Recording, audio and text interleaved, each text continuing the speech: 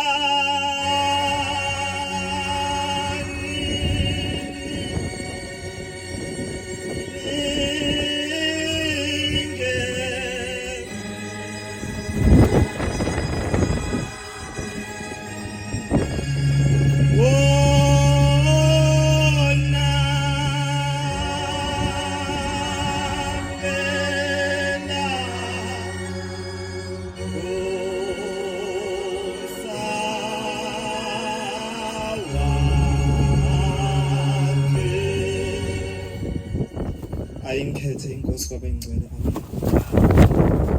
Ngiyabonga nothando noba uNkulunkulu angiphe lo mzuzu ukuba ngikuqhubeka lakhe amen. Bantwana benkosi ngumntwana omncane. Igama ekhaya bathi ngukhetha.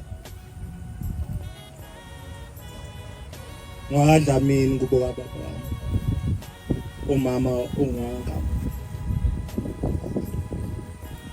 Ngoba ngithi uThixo akakhethi umuntu.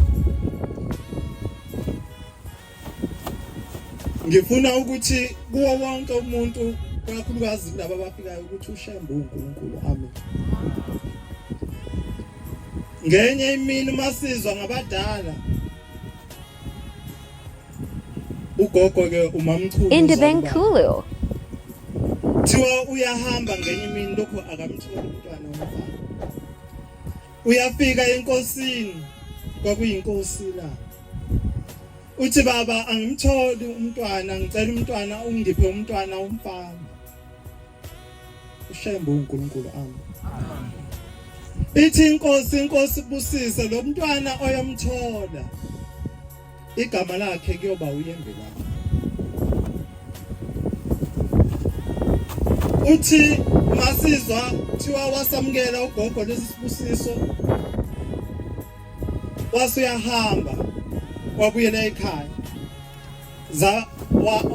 wafika izinsuku waqala wabamuhle zahamba izinsuku wasamthola umntwana womfana nangempela waphetha igama kwaba uShembe lami amen. Njoba ngiguqelana nje indodana yakhe lo Shembe lapha. Engikufisayo nengikucelayo ezulwini. Ngoba wathi ugogo mangabe esemtholile umntwana wathi angeke ngiye ukuyokhonza uShembe kodwa ngizombonga ngento eyodwa. Ngizombonga ngokuthi la ekhaya agcina isabatha. Ngoba yena wayesagxile kakhulu eyiyona wasagxile khona yena manje. Kodwa okuye kungithinte ukuthi uhambe izinsuku lokubehamba abadala base bayaqala bayancipha lapha ekhulwini. Lase liyaphela nesabatha. Ngiyafisa ezulwini ukuthi uNkulunkulu ehlise lo musa wakhe akwazi ukwehlisa kugogo. Ukuba liphinde liqhubeke libe khona. Amen. Ngiphinde ngikhulume ngenye indaba. uShembe uyasithanda. Ngonyaka ka2020 ngiyathanda ukuthi ngikhulume le ndaba ngoba uNkulunkulu wenza ngayo yonke indlela yokuthi umntwana mangabe emthanda ekwazi ukumvikela. Kuthe ngo2020 umzali besehambile ngo2019 emhlabeni. Kuyenzeka ke ngiyagula. Uma ngigula vele kubonakala ukuthi mina uyangena le nhlobo ethathe kalula noma ngitshela ukuthi asiyaphi. Kodwa ngalelo suku ngakwazi ngabadala. Uma ngabe ke ngihamba ngifika khona kiwa kulowo muzi. Bafike bayisho into abayishoyo banginikeze ukuthi hayi sokwenza nje. Kodwa ngathi mangifika ntambama kule ndlu ngoba ngihlala emqashweni ngisesikoleni. Uma ngabe ngifika ntambama sengilala uyafika intokazi engizalayo ijayi. Umuntu uyahlupha ngoba ufika fundiswe ngokwala ekhaya ethi yena mase sayibona ukuthi usekhulile bese afuna ukwenza kwakhe. Ngakho ke mina ngiyahamba yakusho uzoyibona ukuthi wena uzokwenza njani. Yangiphatha kabi ngavele ngangabe ngisawusebenzisa. Ngavele ngagcina nje ukusebenzisa. Kwahamba insuku kuthe mase sekulako August, uma ngabe ku August kuyafika umama nosisi wakhe omncane. Bafika bathi mntana msizokulala. Ithi hawu ngoba kusekhona engisafisa ukukwenza la emhlabeni. Bathi kodwa sizokulala. Bese angithethelele umama omncane athi hayi. Okungenani ke ngoba ngiyagodola ngicela ungimbese nazi ingubo. Ngimthathe ngimbese lezi ngubo engilala.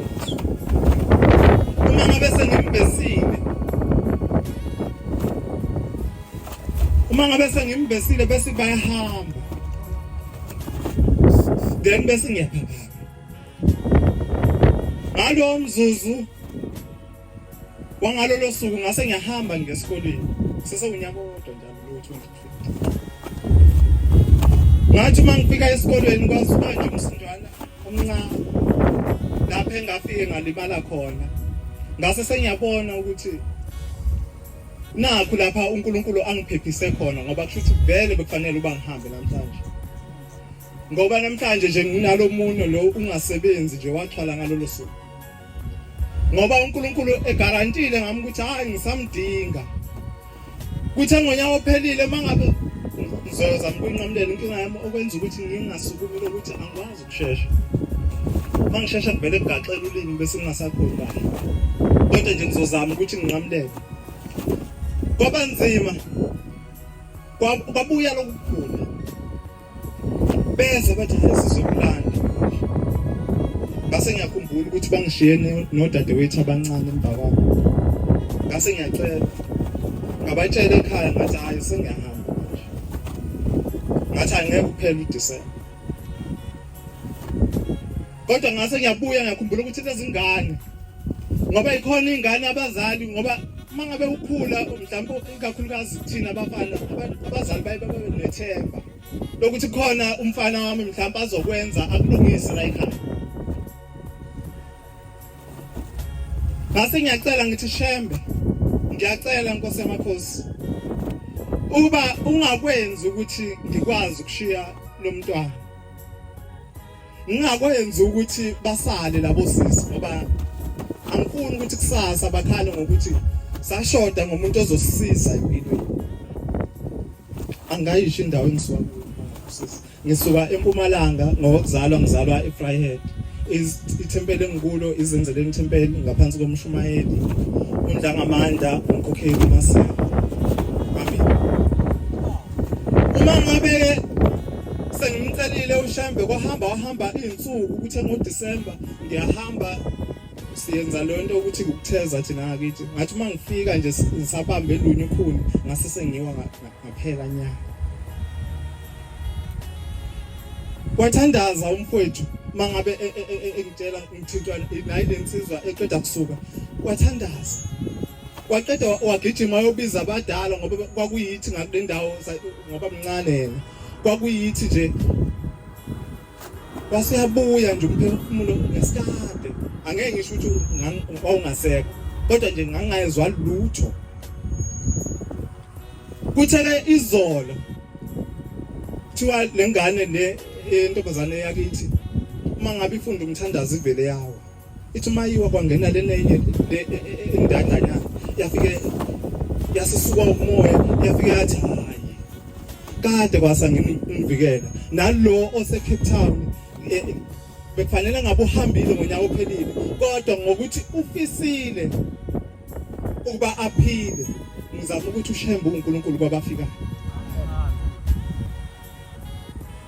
wathi lokho okwisale ngane izilwane bezithi zizoyithatha uthi uyabuza noma ethandaza ningena kanjani kuloko kuthiwa sangena ngeencwadi esikoleni sathatha incwadi yakhe ufunani sifuna nje umqondo wakhe ngoba bangifonele namuhla lokho yangidla lento yangidimaza ngoba ngiyakhumbula ukuthi ngacela kuShembe ukuthi Shembe ngiyacela ukuthi ke ngisinde ngiphile ngikwazi ukusinda lezingane ngiyacela yena namuhla ukuthi uShembe angigcinele bona baphile uShembe uNkulunkulu amen